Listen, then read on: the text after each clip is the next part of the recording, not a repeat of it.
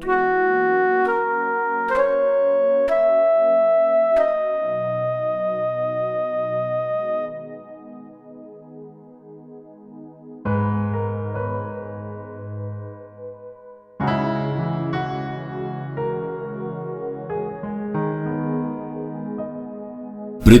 অভাব এমন একটা শব্দ যার ভারে মাটির আত্মা অবধি কেঁপে ওঠে।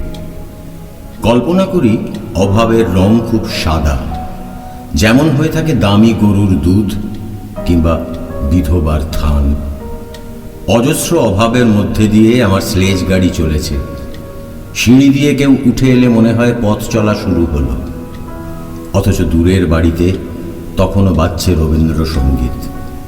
অভাব এমন একটা শব্দ যাকে টুকরো করলে ধানের শীষ জন্মায় অক্ষরের ওপর। আমাকে ক্ষমা করে দাও হে সমাজ, অভাব লিখতে গিয়ে কবিতা লিখে ফেলেছি।